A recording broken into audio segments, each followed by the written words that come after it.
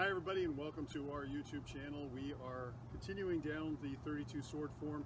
Now we're on movement 18. We're in the third sequence. We're more than halfway there. And this is probably one of the simpler or at least shortest movements that you're going to see. This is White Ape Bears the Fruit. So we've finished up with rhinoceros gazes at the moon, and we're ending up in a 45 degree off our line perspective. This movement just puts us back on the line and then stabs forward. The movement's also referred to as white monkey bears the fruit, or level stab forward with feet together.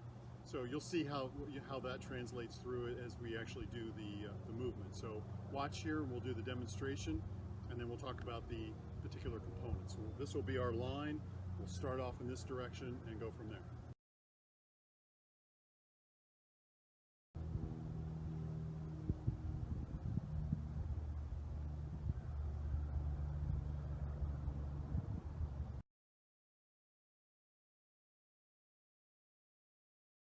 So as you see, the movement here isn't overly advanced with this one. It's really just to kind of get you back online with this one.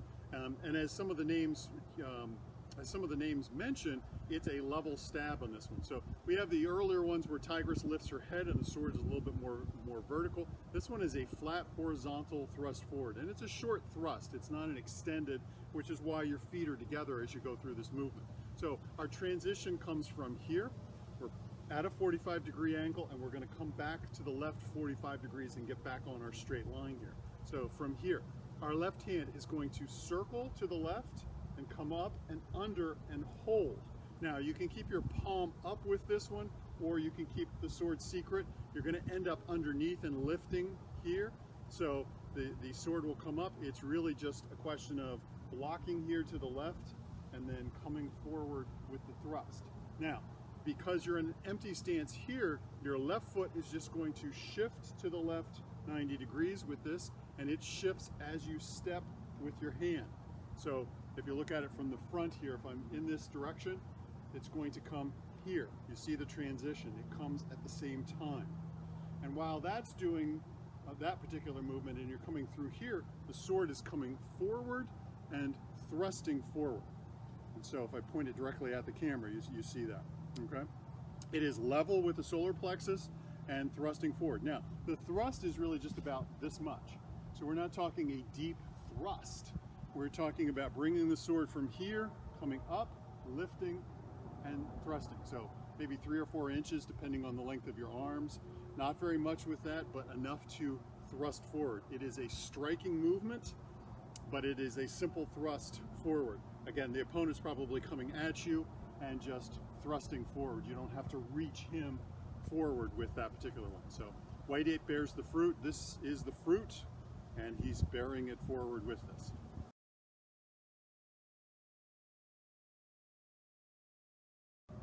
So common mistakes with this one really becomes you're in a 45 degree angle and you're going back to the angle here. So as long as you've got a good stable stance here, it shouldn't be too hard from an opening up your hips perspective.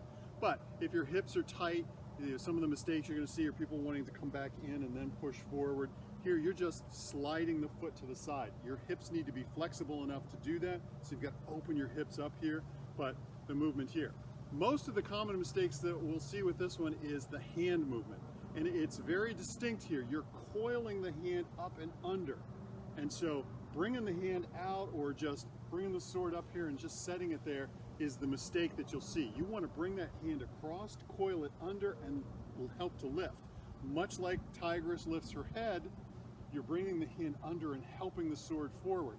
So sword secret, as you come through here, has to engage and help lift forward, okay, with this one. So don't just put your hand to the side, bring your sword up, and then go, oh yeah, I need to touch it on here. That's probably the biggest mistake that we'll see with that one. Your body turns. You're facing here, you're facing in this direction in an empty stance here. You're going to come back to this direction and then come back straight on the line. So your body itself is going to turn probably closer to 90 degrees. Your foot is just going to turn 45, and then you're going to bring the other foot forward. Now, for those of you that study some of the styles where the foot trails up, that is probably the other common mistake that we see with people. is they think, oh, we're bringing it up, much like in the 42 when we bring the rest step up here with the Sun style movements. That's not what we're trying to do here. We're trying to bring the feet together levelly, and so they should come right back where the other foot is. Keep them together, but not so tight that you feel cramped. It's just bring the foot up and set it down.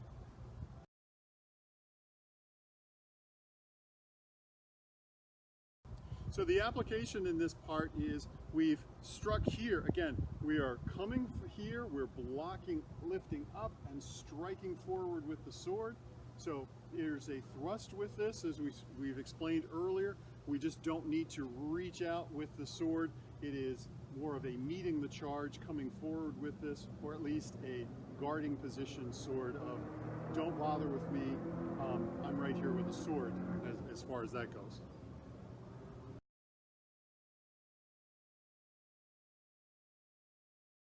So let's go through the previous movement, get the feeling for that one, and then flow into the next movement so you can see how this transitions. So the white ape will be in the middle, rhino gazes at the moon, and then the dust blows in the wind will be the next movement that you'll see with this. So we'll start, we're on our line here, we'll start from here, and we'll transition.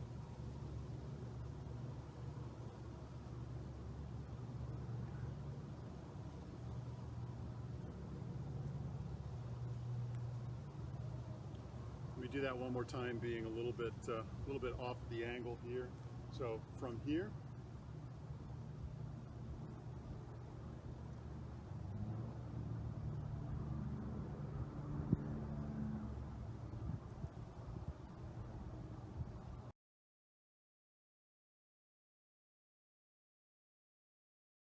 so let's do that particular movement. We'll do it 5 times in this direction, and then maybe we'll turn the direction so you can see it coming back at the camera. So if my line were here, I'm going to start off 45 degrees from here.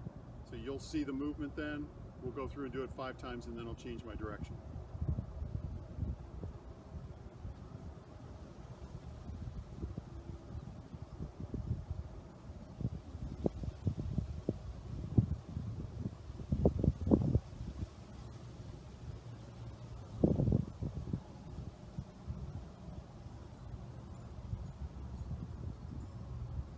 So now we'll take it back to the front so you get a perspective of the leveling of the sword coming in. So if this is my line here, I'm 45 degrees to start from here.